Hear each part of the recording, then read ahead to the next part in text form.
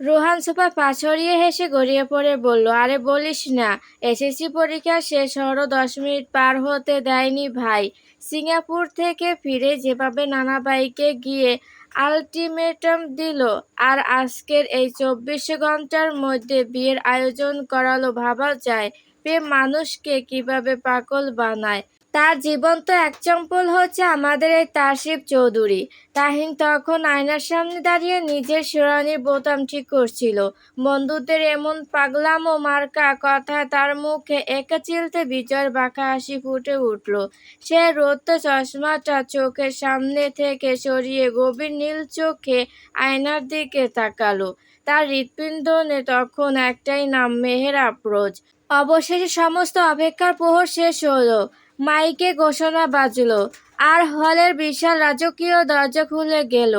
Ivory কালারের শেরওয়ানিতে সজ্জিত সুগঠিত দেহের ড্রেসিং তরুণ তাহিন তাসরিফ চৌধুরী ধীর পায়ে কনের সাজঘরের দিকে এগিয়ে গেল।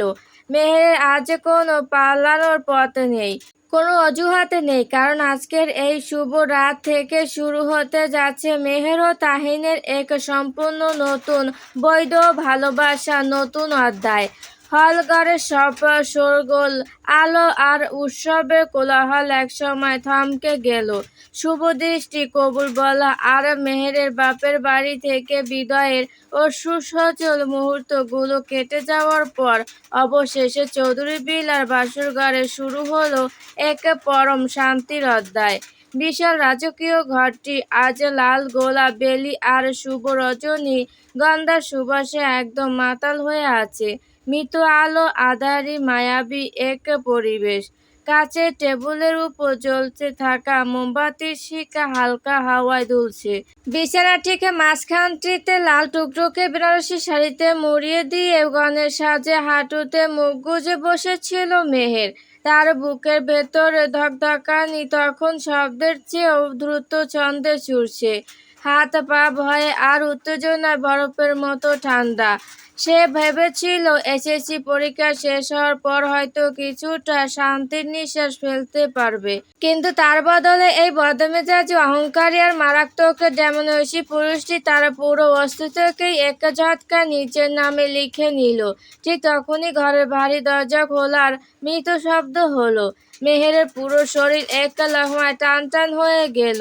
ভারী ওড়নার আড়াল থেকেও সে স্পষ্ট টের পেল কেউ একজন ধীর, অলস অথচ দৃঢ় পায়ে দরজার চৌকাঠ পেরিয়ে ভেতরে প্রবেশ করলো। দরজায় ডিজিটাল লক আটকানোর স্পষ্ট ক্লিক শব্দটা মেহেরের কানে পৌঁছানো মাত্রই তার বুকটা চরম আতঙ্কে কেঁপে উঠল। তাহির নিজের গা থেকে আইভরি কালারের শেরওয়ানিটা খুলে একপাশে সরিয়ে রেখেছিল। এখন তার পরনে শুধু ধবধবে সাদা কাস্টম মেড পাঞ্জাবি, চুলগুলো সামান্য উস্কো খুস্কো, আর তার সেই গভীর নীল চোখে ফুটে উঠেছে এক অদ্ভুত মাতাল করা বিজয়ের তৃপ্তি। সে ধীর পায়ে এগিয়ে এসে বেডের একদম কিনারে বসলো। বেডটা সামান্য দেবে যেতে মেহের আরও গুটিসুটি মেরে একদম পেছনের দিকে সরে যাওয়ার চেষ্টা করলো। তাহিনের ঠোঁটের কোণে এক চিলতে বাঁকা মারাত্মক হাসি ফুটে উঠল। সে মেহেরের দিকে সামান্য ঝুঁকে এলো। বাতাসের সাথে সাথে ভেসে এলো সেই চেনা মাতাল করা অর্কিড আর উডের তীব্র ভেজা সুবাস, যে সুবাস মেহেরের অবশ মস্তিষ্কে প্রতিনিয়ত তাড়া করে ফিরত। মিসেস তাসরিফ চৌধুরী। তাহিনের সুগভীর রেশমি অথচ প্রশালী কণ্ঠস্বর ঘরের শান্ত বাতাসে এক অদ্ভুত তরঙ্গ সৃষ্টি করলো। আর কতক্ষণ এমন স্ট্যাচুর মতো নিজেকে বেডের কোণে গুটিয়ে রাখবেন?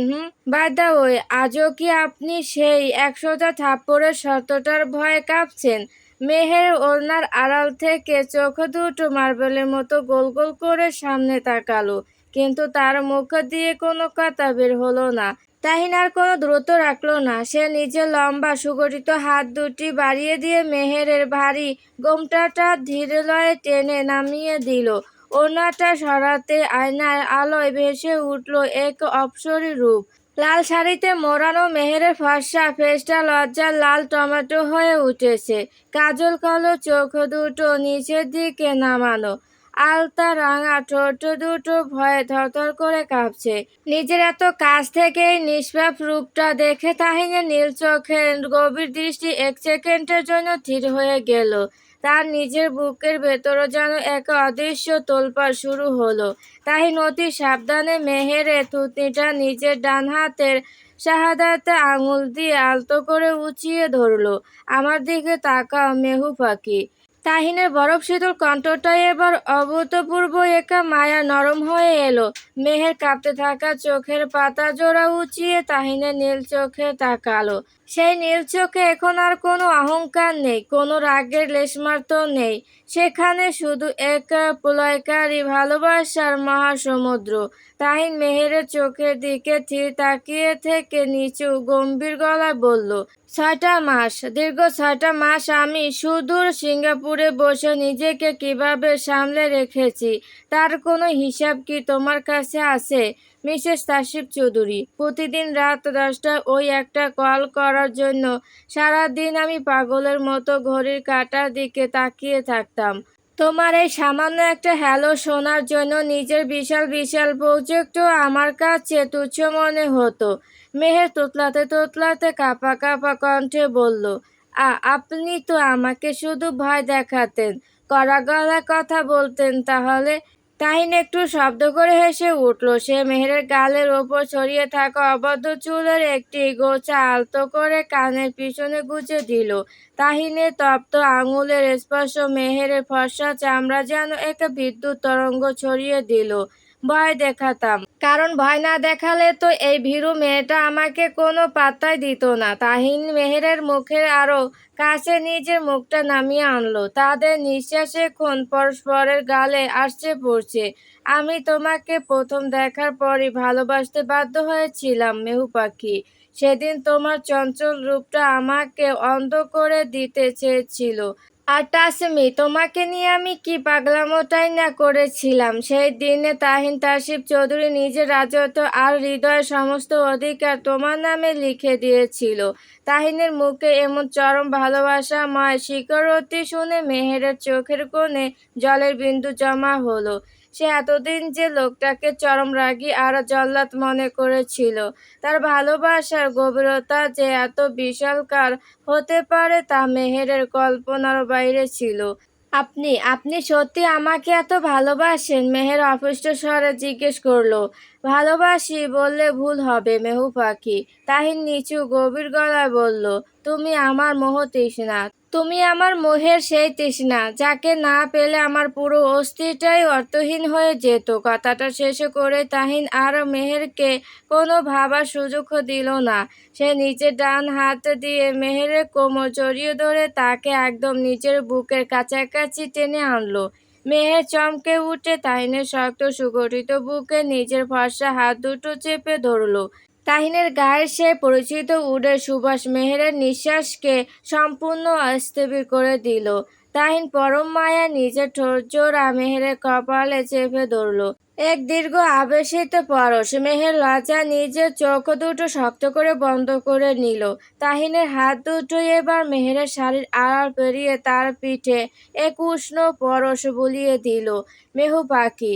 তাহিনের কণ্ঠ এখন এক মাতাল করা তৃষ্ণায় ভারী হয়ে উঠেছে। সে মেহেরের কান ঘেঁষে ফিসফিস করে বলল, আমার সেই কুট্টুসের হবু আব্বু হওয়ার প্রমিসটা কি মনে আছে? নাকি আজ রাতে আমি সেই সব হিসেব একসাথে চুকিয়ে নেব? তাহিনের এমন ডিরেক্ট আর ফ্ল্যাটি প্রশ্নে মেহেরের লজ্জার সব বাঁধ ভেঙে গেল। সে নিজের ফর্সা মুখটা সোজা তাহিনের উন্মুক্ত ও চওড়া বুকের বাঁ পাশে লুকিয়ে ফেলল।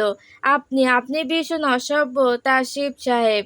মেহের তাহিনের বুকে নিজের ছোট মুঠো দিয়ে একটা হালকা কিলে মেরে বিড়বিড় করে উঠল। তাহিন মেহেরকে আরো শক্ত করে নিজের বাহু ধরে জাপটে ধরল। মেহেরের এই আত্মসমর্পণ, তার এই কিউট লজ্জা তাহিনের ভেতর সব আত্মনিয়ন্ত্রণ এক মুহূর্তে তছনছ করে দিল। মেহেরের মুখটা আবার নিজের দিকে উঁচিয়ে ধরে তাহিন নিজের ঠোঁট জোড়া ডুবিয়ে দিল মেহেরের লাল কাঁপতে থাকা ঠোঁটের গভীরতায়। বাহিরে তখন টিপ টিপ বৃষ্টির শব্দ। ফুলের সুবাসে ভরা বদ্ধ ঘরে মায়াবী আলোয় 6 মাসে জমে রাখা সমস্ত ব্যাকুলতা, ভালোবাসা আর তীব্র মোহের তৃষ্ণার আগুনে গলে এক হয়ে গেল দুটি হৃদয়।